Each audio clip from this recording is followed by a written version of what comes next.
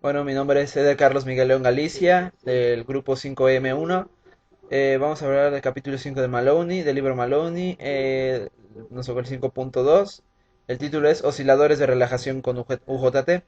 El oscilador de relajación es el corazón de la mayoría de los circuitos temporizadores y osciladores con UJT.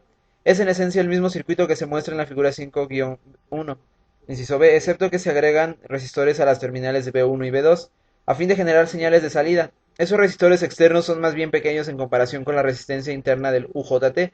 RBB, los resistores externos generalmente son simbolizados con R2 y R1. Los tamaños de los componentes para un circuito de relajación se dan en la figura 5-3, inciso A. El oscilador funciona bajo los principios estudiados en la sección 5-1. Cuando se aplica potencia CE es cargado a través de RE hasta que el voltaje del capacitor alcanza B pico.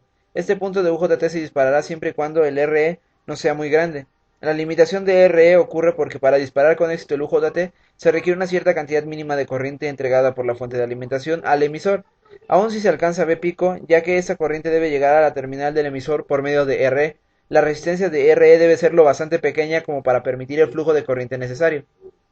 Esta corriente mínima es llamada corriente de punto pico o corriente pico, simbolizada con IP, y es de apenas unos microamperes para la mayoría de los UJT.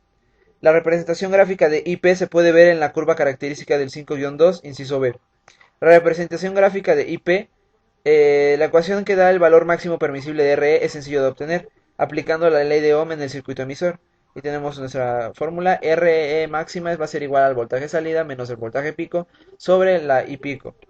En la ecuación 5-3, Bs representa el voltaje de la fuente de la CD. La cantidad de Bs menos Bp es el voltaje disponible a través de Re en el momento del disparo.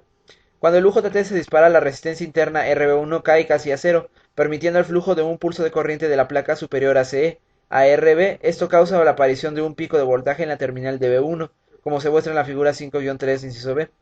Al mismo tiempo que el pico positivo aparece en B1, un pico en sentido negativo ocurre en B2. Esto sucede porque la caída repentina de RB1 causa una reducción también repentina en la resistencia total entre Bs y tierra, y el consiguiente incremento de la corriente a través de R2. Este incremento de la corriente causa una caída mayor a R2, creando un pico negativo en la terminal B2, como se muestra en la figura 5-3, inciso C. En la terminal del emisor ocurre una onda en forma de diente de sierra, presentada en la figura 5-3. El diente de la sierra no es lineal en su sentido ascendente, pues el capacitor no se carga a una razón constante.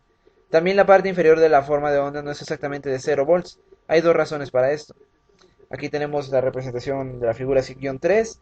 Tenemos, como les decía anteriormente, tenemos el BS, 24 volts en este caso. Vamos a tener nuestro resistor de 10 kilo ohms, que es nuestro RE. Tenemos nuestro R1 y R2 conectados, uno de un lado del B2 de nuestro UJT y otro del B1 del de 100 ohms. Del lado R2 es 470 kilo ohms. En nuestro UJT tenemos B2 y B1, nos va a entregar un voltaje B2 y un voltaje B1. También nos va a entregar un voltaje E y una corriente IE. Tenemos aquí el capacitor de 0.2 microfaradios y también tenemos nuestras terminales conectadas a un punto común. Ok, en el inciso A dice que tenemos el diagrama esquemático de un oscilador para relajación para un UJT dado en N dado. La frecuencia de oscilación depende de RE y CE. Como vemos aquí tenemos nuestro circuito en el cual describía anteriormente y va a depender la corriente de nuestra resistencia E y de nuestra resistencia, que es la de kilo ohms, y nuestro capacitor. En la inciso B, la forma de onda del voltaje de base y a la tierra, que es B1 para el oscilador de relajación. Tenemos constante, llega un momento en que se carga repentinamente y baja la descarga y así se va varias veces. Forma de onda de voltaje de base 2 a tierra, que es BB2. Igual, pero ahora como tiene picos negativos, como decíamos anteriormente, llega, carga, pero de otra manera que sería la manera inversa y vuelve a descargar y así sucesivamente de manera periódica. Y en el inciso de pues, forma de onda de voltaje de emisor a tierra, que es el PE, pues tenemos como decíamos, no es como el capacitor no se carga a una razón constante, pues obviamente son como curvas y es la curvatura cuando se carga y cuando se descarga. Las razones por las que decíamos era el voltaje del emisor a la base 1 nunca alcanza 0 volts, solo BB como se indica en la figura 5-2. Siempre hay una caída de voltaje a través de R1, debido a que el flujo de corriente a través del cuerpo principal del UJT Esto es, siempre hay un circuito completo por el que puede fluir corriente entre la terminal de la fuente de CD a través de R2 del cuerpo del UGT y de R1 y por la última a tierra. Vimos antes que un oscilador de relajación RE no debe ser demasiado grande, pues el UJT no será capaz de dispararse. De la misma manera hay un límite para el tamaño mínimo de RE. Para asegurar el apagado del UJT después del disparo, recuerde que la razón por la que un UJT se apaga es que el capacitor CE se descarga al punto en el que ya no puede entregar una corriente al emisor igual a IB, la corriente de valle. Vean la figura 5-2. De aquí se infiere con el UJT tampoco debe ser capaz de drenar lo suficiente corriente de emisor a través de RE, por tanto el RE debe ser lo suficientemente grande para impedir el paso de una corriente igual a IB. La ecuación que expresa el valor mínimo de RE es igual, como decíamos, igual a I de Ohm. R mínima es igual a BS menos B valle sobre IB. ¿Qué es la ley de Ohm aplicada en el resistor del emisor? La cantidad BS en BB es el voltaje aproximado a través de RE después del disparo.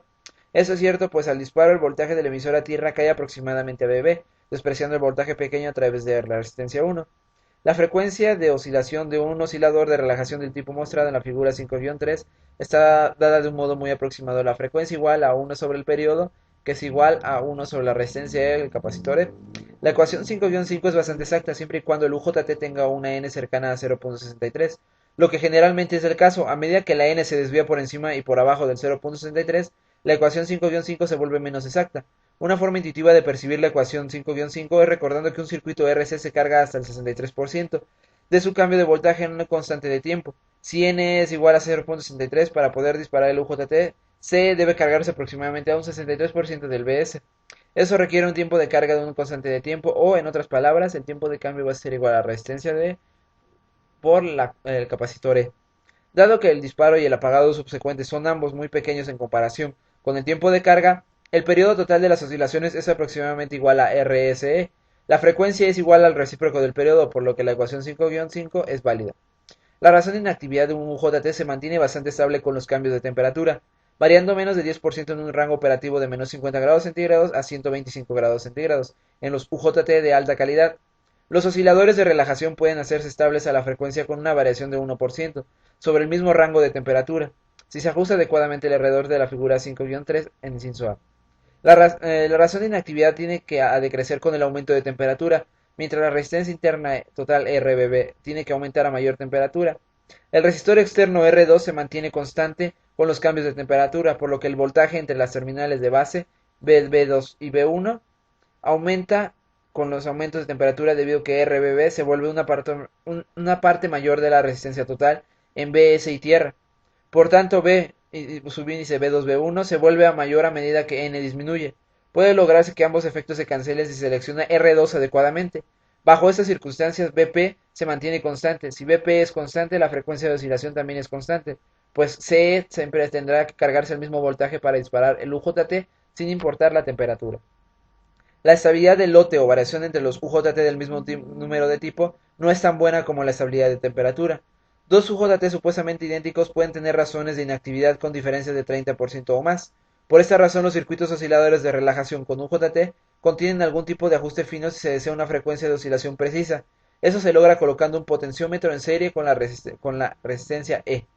Bueno, esta es aquí acaba la primera parte del capítulo 5.2. Mi nombre es Eder Carlos Miguel Longaliza y muchas gracias por su atención.